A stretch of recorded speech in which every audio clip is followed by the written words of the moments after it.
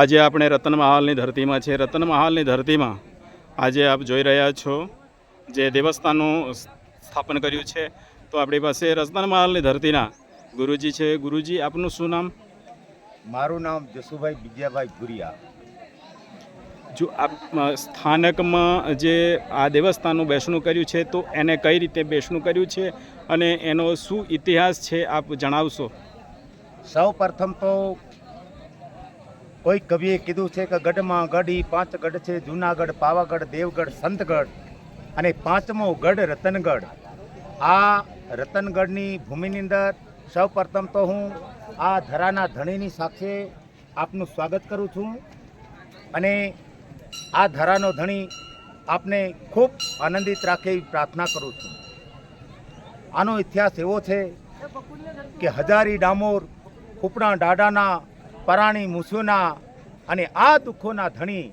આમનો તો ઇતિહાસ એવો છે કે ત્રિવેણી સંગમ જેવું ધોળકા ધંધુકા, ધારની ધરતી અને રોળો ભોળો રતનમાળ અને શિવશક્તિ ભોલેનાથના સાનિધ્યની અંદર કુંવારી ધરતીના આંગણે હજારી ડામોર, ફૂપડા ડાડાના, પરાણી મુસુના, ધોળકા ધંધુકાની અંદર એમનો વાસ હતો. પણ મેઘો અને આ ડામોરું વચ્ચે નાની મોટી તકલીફ થઈ. આમ તો કહેવાય છે કે રાજહટ, બાળહટ અને સ્ત્રીહટ, તો ત્યાં ગાડી બાળકોની લડાઈ હતી. એમાં મેઘો અને આ હજારી ડામોર જેઓ વચ્ચે નાની મોટી તકલીફ પેદા થઈ અને ધોળકા ધંધુકાની અંદર કહેવાય છે કે દુધિયા દુકાળ પડી ગયા, દાંતને અને અન્ને અદવેર થઈ ગયું. અને આવા દિવસો વર્ષો પર વર્ષો વીતવા લાગ્યા. કામળીની કસોટી, ભીંડીની કંદોરી અને આ ડામોરીની હાલત ખરાબ થઈ. એટલે ઉગમની ધરતીમાં એટલે કે ધારની ધરતીમાં ગયા અને ત્યાં ગાડી સીમળ બીટીની અંદર એમને વસવાટ કર્યો અને ત્યાં નાની મોટી તકલીફ થઈ અને હજારી ડામોરને અમુક ધારની અંદર તણી દેવામાં આવ્યા. અને ત્યારબાદ બાબો સિદ્ધડો ડામોર અને રાણી મોખેલ આ બે રહી ગયા. અને કહેવાય છે કે શિવશક્તિ ભોલેનાથ, માં પાર્વતી માતા, જ્યાં એમનું આ મંદિર છે એનો શિવ પુરાણની અંદર ઇતિહાસ છે.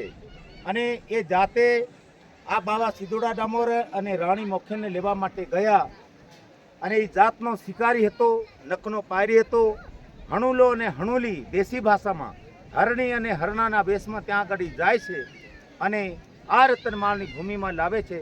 સૂઈને ઝાંપે ત્યાં આગળ નાય ટોકાય છે અને એમને રાણી મોખેલ ને એમ મહિના રહે છે અને એ 2 બાળકોનો જન્મ થાય છે. એમાં હાદરજો કુંવર અને હાગેણ બેના એનું આ અમારે સ્થાનક છે. અમારે નાની મોટી પીડાપણ તો હોય, નાની મોટી તકલીફ હોય, અમારે એક આસ્થાનું કેન્દ્ર છે. અડધી રાતે અમે ક્યારેય પણ એમને પુકાર પાડીએ તો અમારી નાની મોટી તકલીફ દૂર થાય, ભીડભાડ દૂર થાય. અને આ વર્ષોથી આમ કે ખાજ્યા બાજ્યા અને આ લોકોના અહીંયા ગાડી આમ પહેલાં સ્થાનક હતા અને આ 3 ગામોની પબ્લિક આને પૂજા પ્રાર્થના કરતી હતી. વર્ષો વીતી ગયા અને અમે વિચાર કર્યો કે અમારું એક આસ્થાનું કેન્દ્ર છે અને આજે એમને સ્થાપના કરીએ.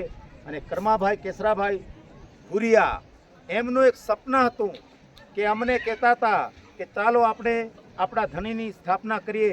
અને આજે એમનું એક સપના સાકાર થયું છે. હું દિલથી એમનો ખૂબ ખૂબ આભાર માનું છું.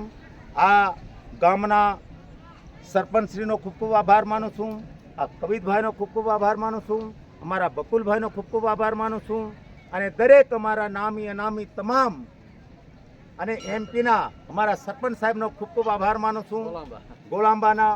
અને એમને પણ અમને ખૂબ સાથ સહકાર આપ્યો. અને અમારી 3 ગામોની જનતાનો બીત આજુબાજુના અમારા તમામ ગામોનો હું ખૂબ ખૂબ આભાર માનું છું.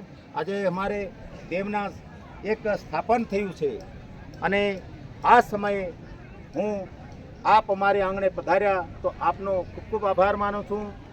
બોલ્ય હાદરજા દેવ કી જય, બોલ્ય હાદરજા દેવ કી જય, બોલ્ય રાણી મોખેલ કી જય, બોલ્ય રાણી મોખેલ કી જય, બોલ્ય કુડાની વીરમેલ કી જય, બોલ્ય હાગેણ બેના કી જય, પાર્વતી પતે હર હર મહાદેવ.